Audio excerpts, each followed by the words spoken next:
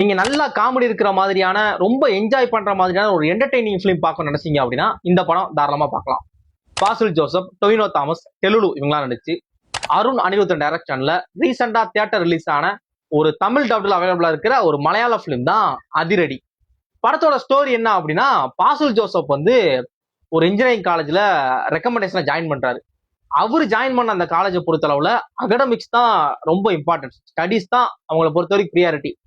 மற்ற எதுக்குமே zero priority தான், மற்ற எதுக்குமே ப்ரியாரிட்டி கிடையாது. ஒரு ஸ்போர்ட்ஸ் ஆகட்டும், ஒரு கல்ச்சுரல்ஸ் சொல்லி எதுலையுமே அவங்க காலேஜ்ல வந்து எந்த வித ஃபங்க்ஷன் எதுவுமே நடக்காது. முழுக்க முழுக்க படிக்கணுங்கிற மாதிரி தான்.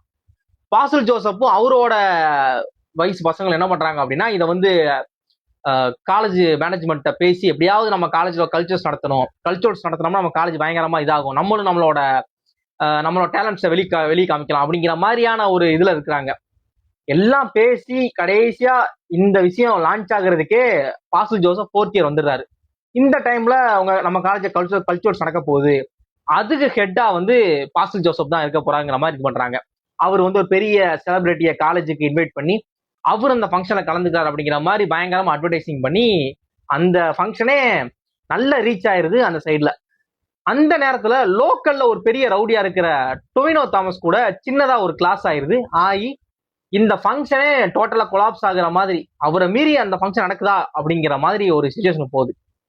டொவினோ தாமஸை மீறி, ஏன்னா டொவினோ தாமஸ் பெரிய ரவுடியா இருக்கிறாரு, அவரை மீறி பாசில் ஜோசப் வந்து இந்த ஃபங்க்ஷன் நடத்தி முடிச்சாரா முடிக்கலையா, அதுக்கப்புறம் என்ன ஆச்சு அப்படிங்கிற ஒரு பக்கா ஒரு ஆக்ஷன் காமெடி டிராமா தான் இந்த அதிரடி படம். வந்து என்னை பொறுத்தவரைக்கும் 1 man ஷோ தான்.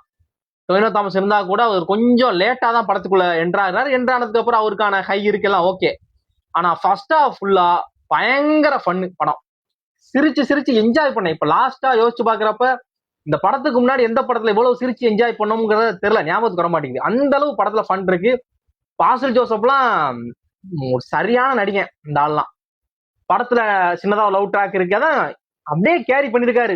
அப்படியே ஒரு சீன் வந்து காமெடியா இருக்கும், சடனா அது எமோஷனலா மாறும், திரும்ப அதை அப்படியே காமெடிக்கு கொண்டு வர அந்த டிரான்சிஷன் இருக்குல்ல, அத டைரக்டரும் பண்ணிருப்பாரு, ஆக்டர்ஸும் சூப்பரா அதை கேரி பண்ணிருப்பாங்க. படம் உங்க நியர்பை தியேட்டர்ல அவைலபிளா இருக்கும். நிச்சயமா இந்த படத்தை நீங்க பாருங்க, ஃபேமிலியோட என்ஜாய் பண்ணலாம். முழுக்க படம் வந்து உங்களை என்டர்டெயின் பண்ணும், ஜாலியா இருப்பீங்க படம் பாக்குறப்ப. படத்தோட கிளைமேக்ஸ் சின்னதா ஒரு ஸ்ட்ராங்கான ஒரு மெசேஜ், ஒரு ஹாப்பி நோட்டோட படத்தை முடிக்கிறாங்க. பார்த்துட்டு உங்களோட ஒப்பீனியனை மறக்காம ஷேர் பண்ணுங்க. Thanks for watch.